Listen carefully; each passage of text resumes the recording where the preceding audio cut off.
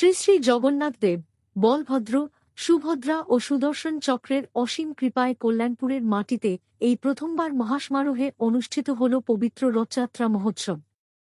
কল্যাণপুর রথযাত্রা উদযাপন কমিটির উদ্যোগে আয়োজিত এই পূর্ণ উৎসবকে কেন্দ্র করে গোটা এলাকায় এক অভূতপূর্ব ভক্তি, উদ্দীপনা ও আনন্দের জোয়ার লক্ষ্য করা গেছে। আজ Kalyanpur guest house school road প্রাঙ্গণ থেকে ঢাকঢোল, কাঁসর ঘণ্টা, শঙ্খধ্বনি এবং সুমধুর হরিধ্বনিতে মুখরিত হয়ে সুসজ্জিত রথের রশি টেনে এই যাত্রার শুভ সূচনা হয়। ঐতিহাসিক এই উৎসবের সূচনা লগ্নে উপস্থিত থেকে রথের রশি টেনে যাত্রা শুরু করেন কল্যাণপুরের বিধায়ক পিনাকি দাস চৌধুরী। এরপর শ্রী শ্রী জগন্নাথ দেবের পূর্ণ রথটি পুরো কল্যাণপুর মিনি শহর পরিক্রমা করে।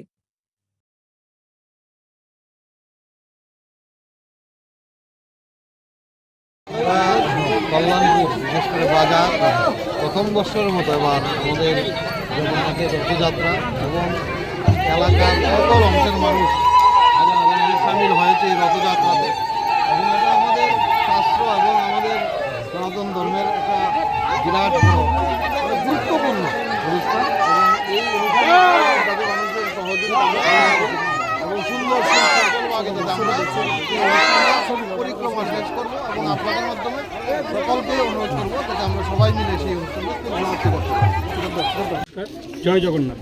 শ্রী শ্রী জগন্নাথ কল্যাণপুর কমিটি আমরা প্রথমবারের মতো কল্যাণপুর এলাকাতে রথ করতে যাচ্ছি। জাতি ধর্ম বর্ণ নির্বিশেষে সকলের উপস্থিতি একান্তভাবে কামনা করি।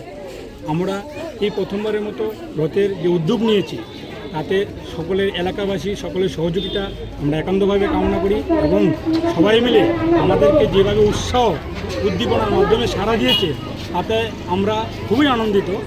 আর আমরা আগামী বছর আরও সকলের কাছে প্রার্থনা করব যাতে আমরা আরও উন্নতভাবে আরও সুন্দরভাবে সকলের মন জয় করে অনুষ্ঠানটি করতে পারি, সেদিকে সকলের সহযোগিতা কামনা করব আর সকল যাতে আমাদের সাহায্য করে এটা আশা করব।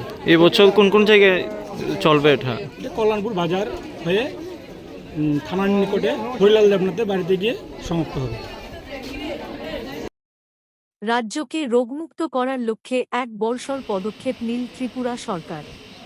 স্বাস্থ্য ও পরিবার কল্যাণ দপ্তর এবং ন্যাশনাল হেলথ মিশনের যৌথ উদ্যোগে রাজ্য জুড়ে চলেছে এক বিশেষ স্বাস্থ্য অভিযান, যার নাম দেওয়া হয়েছে মুখ্যমন্ত্রী নিরাময় আরোগ্য অভিযান।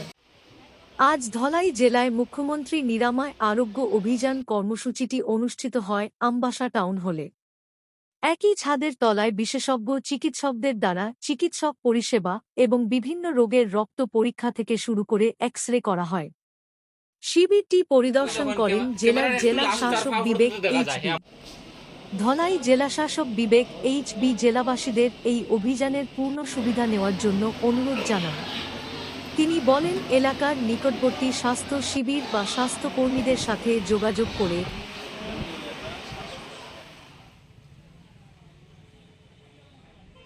২৪ ঘণ্টার ব্যবধানে কদমতলায় ফের দুঃসাহসিক চুরি।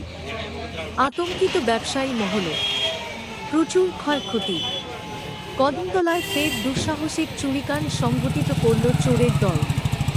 মাত্র ২৪ ঘণ্টার ব্যবধানে একই এলাকায় চুরির ঘটনায় রীতিমতো চাঞ্চল্য ছড়িয়েছে ব্যবসায়ীদের মধ্যে। অভিযোগ, চোরের দল ব্যবসায়িক প্রতিষ্ঠানে ঢুকে বেশ কয়েকটি দামি মোবাইল সহ অন্যান্য সামগ্রী নিয়ে চম্পট দেয়। সব মিলিয়ে প্রায় ৮ লক্ষ টাকার ক্ষয়ক্ষতি হয়েছে বলে দাবি ক্ষতিগ্রস্ত দোকান মালিক কামরুল হোসেন। ঘটনার পর থেকেই এলাকায় আতঙ্কের পরিবেশ তৈরি হয়েছে। মাত্র একদিনের ব্যবধানে পরপর চুরির ঘটনায় পুলিশের নিরাপত্তা ব্যবস্থা নিয়েও প্রশ্ন তুলেছেন স্থানীয়রা। স্থানীয়দের দাবি, রাতের অন্ধকারে সুযোগ বুঝেই দুষ্কৃতীরা এই চুরির ঘটনা ঘটিয়েছে।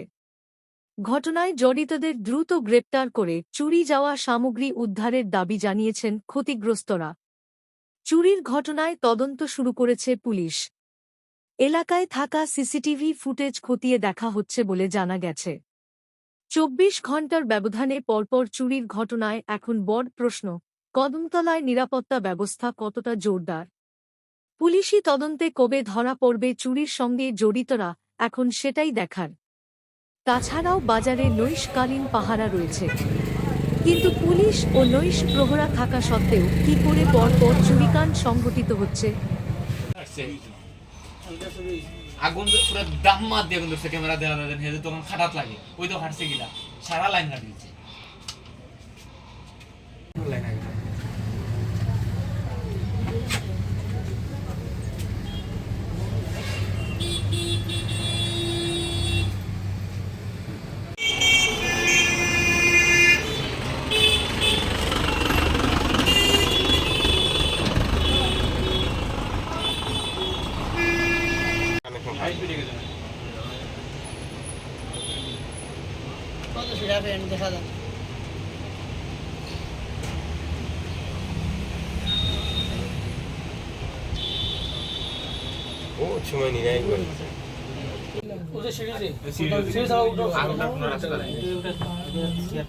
না না এটাকে বারো হয়ে গেছে, কিন্তু এটা দেখি আমরা আমি ওই যে তুফানে বাঁধছি আর বাজে ওনটা কি তুমি দেখছি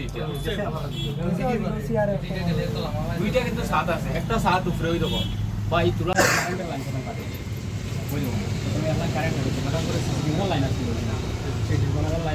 ফটো রেকর্ড একটা আছে ওটা কাটেছে। হ্যাঁ জানে হ্যাঁ সিসি ক্যামেরা আছে কারণ দেখা কোনটা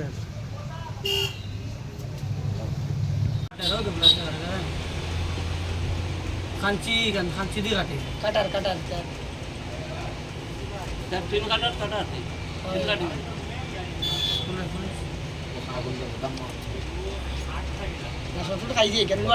ও খাইছে সব মরিস তো বৌদি ভাবিস কি রুম দি পড়তো পড়ি দিতে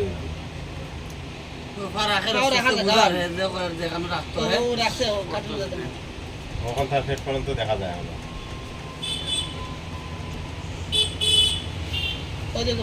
আটবার ঘরে কিতাবার ঘরে দেখা দিতে থাকে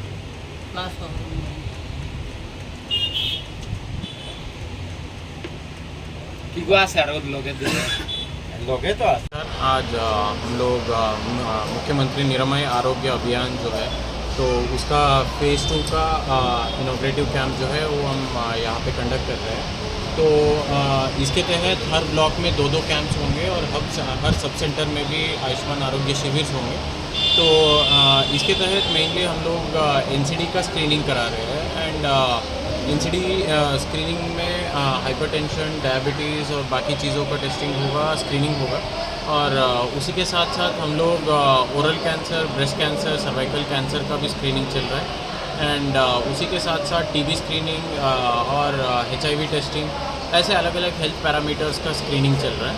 तो ये अगले 15 दिन तक चलेगा एंड ये सारे स्क्रीनिंग के बाद हम लोगों ने ये इंश्योर कर रहे हैं कि जिनका भी हेल्थ इंडिकेटर्स अच्छा है उनको एक ग्रीन कार्ड देंगे, जिनको भी थोड़ा सा कॉशन या जिनको भी थोड़ा गौर करने की ज़रूरत है उनको येलो देंगे और जिनका हेल्थ इंडिकेटर सही में ख़राब है और उनको बहुत ज़्यादा ध्यान देना चाहिए उनको रेड कार्ड देंगे। तो ये कार्ड उनको इंडिकेट करेगा कि उनका हेल्थ स्टेटस क्या है, तो उसी के हिसाब से हम लोग उसका फॉलोअप भी करेंगे और रेफर भी करेंगे। तो मैं धलाई के वासियों को यही आपके द्वारा आह्वान करता हूँ कि इसका सदुपयोग ले और ज़्यादा से ज़्यादा पार्टिसिपेट करें और अपना हेल्थ टेस्ट करें। কামরুল হোসেন এটা হইল কি আমরা কদমতলা বাজারের 40 জন রাস্তার আগে 2 তলার 2 নম্বর দোকান যে কে মোবাইল এন্ড গিফট। তো কালকে আমি রাত্রে 10টায় দোকান লাগাইয়া গেছি, এখন আইছি আজকে 11টায় দোকানও আইছি, আইয়া দোকানের তালা খুলছি, খুলে আস্তে দেখি সব ভাঙ্গি আনিছে।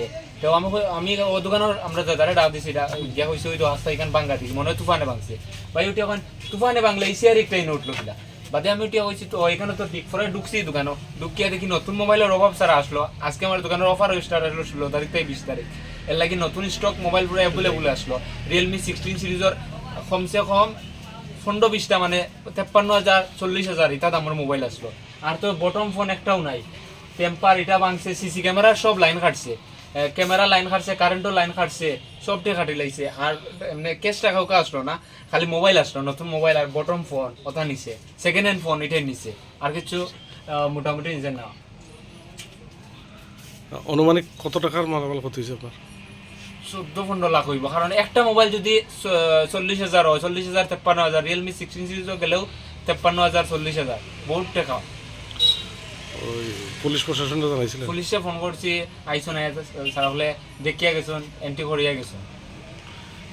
গতকালকে নাকি কদমতলা বাজারে আরেকটা গতকালকে একটা চুরি হয়েছে বাজারে, অত ফারাদার আসলা কেউ কিছু জানে না, 4-5 জন ফারাদার। আমরা তো টাকা দিয়ে রাখি না সব, আমরা তো টাকা দিই প্রত্যেক মাসে আমরা কাছে টাকা নেওয়া। এখন যদি আমরা দোকানে এরকম থাকে যে বাড়িতে ঘুমানি যায় না, দোকান তো দোকান যদি চুরি হয়ে যায় আর 2-3 টাকার মাল হইলে কোয়া যাক, কত টাকার মাল।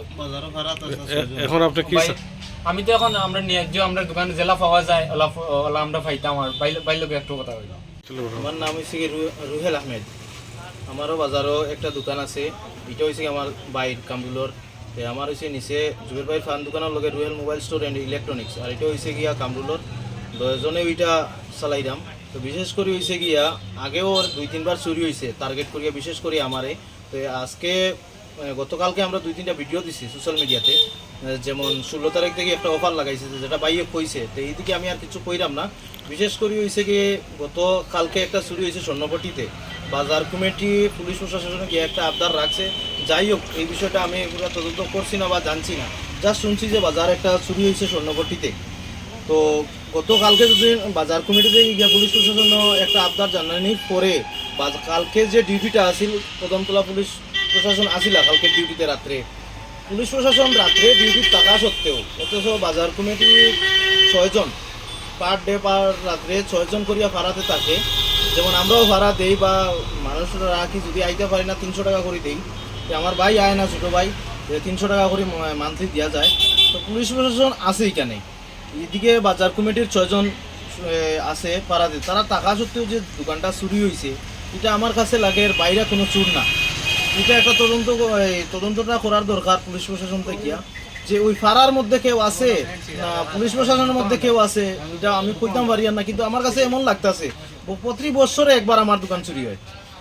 আর আজকে আমার ছোটো ভাইটা, তো আমি আসলাম কৈলাসরে সকালে, তো ভাইয়ে ফোন করছে, ভাই ওইরকম দোকান ওটা চুরি হয়েছে।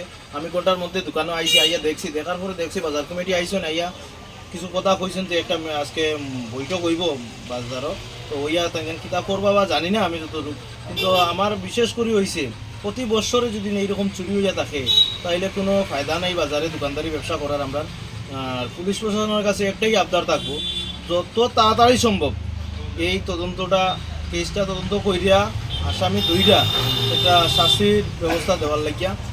আর যদি না দেয় এইরকম শুরুর সব সময় অভিজ্ঞতা আরও বাড়তে থাকছে। যেমন আজকে ছোটো ভাই রয়েছে, কালকে আবার আমারটা হইতো, পরশুদিন অন্য একজন যে কোনো একজন ব্যবসায়ী হইতে পারে। তো এইটা আমি পুলিশ প্রশাসনের কাছে আবদার রাখছি যে যত তাড়াতাড়ি সম্ভব এটা দেখিয়া দেওয়ার লাগিয়া।